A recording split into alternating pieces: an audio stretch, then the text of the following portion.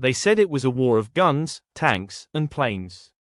But deep in the shadows, another war was being fought, one without blood, without bullets, but just as deadly. A war of secrets, a war of silence, and at the heart of it all, was a machine that could change the course of history. Its name was Enigma. When the world was burning in the chaos of World War II, every army had its weapons. But Nazi Germany had something far more dangerous, a code that no one could break. Every command, every message, every strike was encrypted by a device that turned language into mystery. The Allies could intercept the German messages, they could hear them, but they could not read them. It was like listening to whispers from the future, yet never knowing what they meant. The Enigma machine looked innocent enough, a box of rotors and wires, no larger than a typewriter. But what it did was beyond human comprehension. Every time a key was pressed, the machine created a new cipher, a new combination, millions of possibilities in a single instant. For every message, the key changed again. It was said that even if someone worked every day, every second, it would take them thousands of years to decode a single message.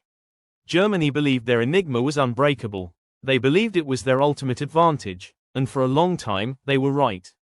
The Allies were blind, their ships sunk, their soldiers ambushed, all because of messages they could never understand.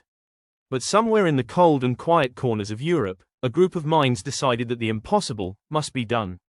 The story begins not on a battlefield, but in the mind of a young Polish mathematician named Marian Rejewski. Before the war even began, he was already working on the mysterious German code. Using mathematics and pattern recognition, he began to peel away at the secrets of Enigma. With limited resources, and under the pressure of an approaching war, he and his small team in Poland made the first breakthrough. They built a replica of the Enigma machine, something even the Germans believed no one could ever do. But time was running out. When Germany invaded Poland in 1939, Rejewski and his team fled, handing over everything they had learned to the British and the French. It was their gift, their last weapon, to fight back against the darkness that was coming. When the British received the Enigma materials, they took them to a quiet mansion in the English countryside, a place called Bletchley Park. To most, it looked like an old estate, surrounded by gardens and peace. But inside, it became the most secret and powerful intelligence center of the war.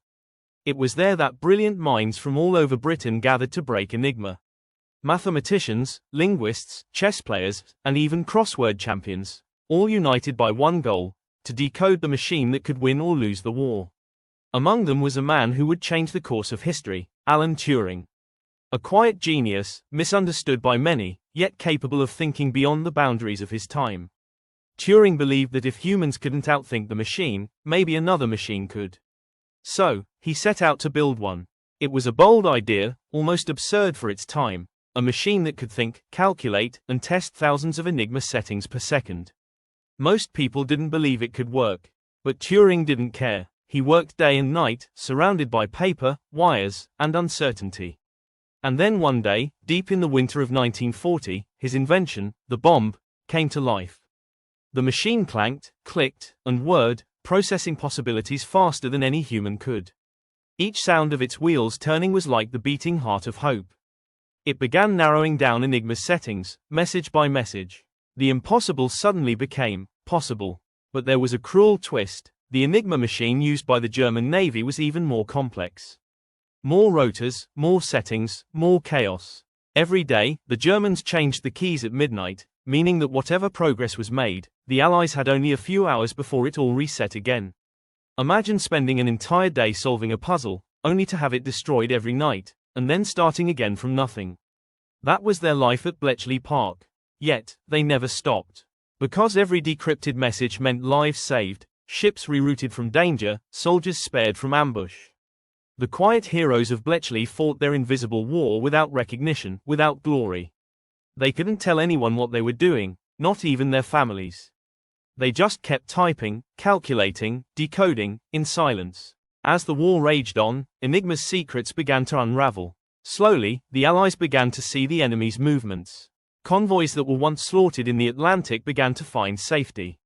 German U-boats that hunted in the dark seas started to fall into traps. The balance of power was shifting, not because of bombs or bullets, but because of information. But the Germans were not fools. They suspected something was wrong. Every time a plan failed, they grew uneasy. How could the Allies know?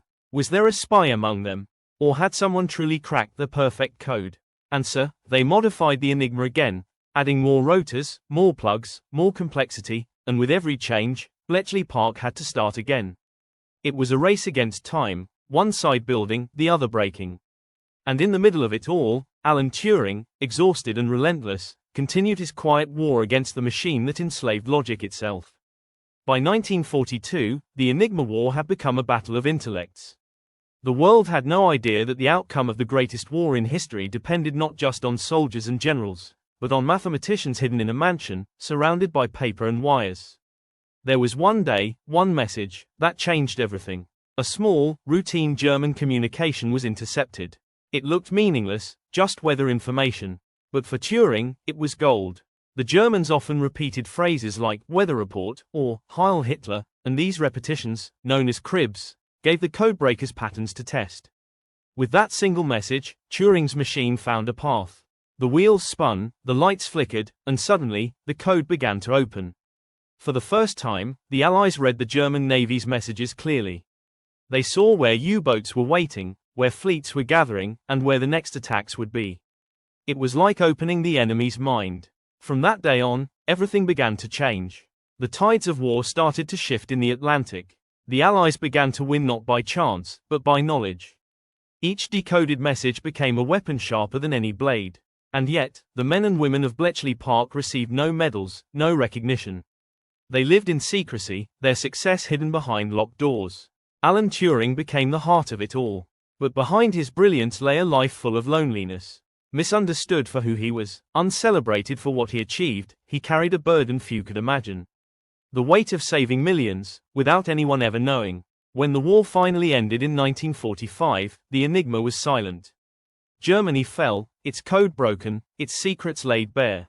Historians later estimated that the work at Bletchley Park shortened the war by at least 2 years, saving more than 14 million lives. 14 million souls, spared because someone dared to challenge the impossible. But after victory came tragedy. Everything that had been done in secret remained secret. The heroes of Bletchley were told never to speak of their work. Machines were dismantled, papers burned, and silence filled the halls where history had once been rewritten. Turing, the man who built the mind that cracked Enigma, was never celebrated as a hero. Instead, he was persecuted for his personal life, forced into silence by the same country he helped save. In 1954, Alan Turing was found dead in his home, a half-eaten apple beside him. Many believed it was suicide. The world had lost one of its greatest minds, a man who changed everything, yet died forgotten. Decades later, when the truth finally came out, the world stood in awe. The stories of Bletchley Park, the codebreakers, and the silent war of Enigma were revealed. Statues were built, books were written, and at last, the credit was given where it was due. Alan Turing was honored as the father of modern computing, the man who not only broke a code but built the foundation for the technology that powers our world today. The Enigma machine still exists, not as a weapon now, but as a symbol. A reminder of how human intelligence, courage, and determination can overcome even the darkest forces. The ticking of its rotors echoes through time, whispering of a war fought not with soldiers, but with symbols, and of the minds that dared to decode them. In the end, it wasn't bombs that won the war. It was a handful of people, hidden away in a quiet house, who believed that no code was unbreakable, that even the strongest secrets could be unlocked with enough persistence, patience, and brilliance. Answer: the Enigma Code, the cipher that almost won the war, became the very key that helped end it. A machine built to create silence was ultimately defeated by the sound of thought. So next time you type on a computer, or see a message encrypted on your phone, remember, it all began with a war, a code, and a man who believed that the impossible was just another problem waiting to be solved.